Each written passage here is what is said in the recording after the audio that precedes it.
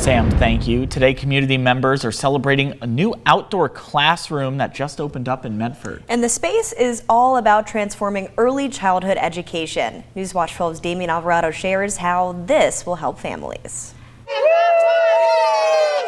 A ribbon cutting, celebrating the completion of a creative environment where kids can play and learn simultaneously. It's really fun, and I like how it has so much music and so much outdoor stuff, and it has a lot of things to do. The Oregon Center for Creative Learning said only about 23% of kids have access to childhood development classes. This outdoor classroom is not just a fun place for kids, it's a foundational step towards improving educational opportunities and helping families. There were a lot of smiles here, not only from the kids, but from the adults. This is the first time I've seen the outside that's done, and I'm super excited to bring my grandkids back because they would love the waterways, they would love the sand, they would love all the stuff that they get to do out here. It's just such an exploratory experience, which is perfect for kids. This environment allows kids to engage in play-based learning, which is so vital for their development. It prepares them for the future while also making learning fun. Executive Director of the Oregon Center for Creative Learning said this new space helps nurture the next generation, especially during the critical early years of cognitive development. What is your favorite part about this whole place? I really just like how it's so fun and open, and there's so much to do. Damian Alvarado, Newswatch 12. Oregon U.S. Senator Ron Wyden was at the Oregon Center for Creative Learning's ribbon-cutting ceremony this morning in Medford, and afterwards, I got the chance to sit down with him in studio, talk about the importance of early childhood learning programs and how they can help out the entire family. A key issue for parents to be productive, and by the way, this means that kids are going to be in a position to be healthy and in a position to be productive workers down the road.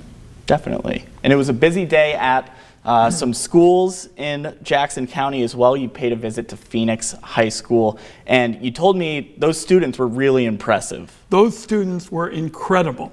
There was a student who asked me, for example, well, there are a lot of divisions in society. What do you do about them in the Senate? And I mentioned to him, because it was such a good question, some of the bipartisan bills that I've been working on. For example, I talked about our fentanyl legislation. Right now, these cartels, particularly from overseas, are using a loophole in tax law. They're shipping all this poison into Oregon in really small packages that have been able to come in because of an exemption for small packages. We're cracking down. I pointed out to the student, this was a bipartisan effort. I had an equal number of Democrats and Republicans, and I also pointed out that we've been bipartisan in terms of some of our mental health efforts. And I thought the students today at Phoenix, and I said this when I walked out, made us all really proud, because the theme of the meeting is called Listening to the Future. And I walked out feeling that those students at Phoenix really showed us that we had a lot to be proud of and hopeful about. That's great to hear, especially in Jackson County in Southern Oregon. Now, I do want to mention you had a town hall scheduled earlier this year that was interrupted by pro-Palestine protesters. Originally, you had a town hall scheduled at Phoenix High School for this morning. The town hall portion was canceled, the school district saying that there was likely another disruption. And I wanted to ask you, how do you balance these town hall meetings, visiting Oregonians in every county, coupled with the ability for people to peacefully protest if they choose? But this year we were also seeing a lot of threats of political violence around the country in an election year. So how do you try to balance all of that, hearing the people? Well, what you do is you say, First Amendment always, violence never. And that is really my core kind of foundation for dealing with these issues.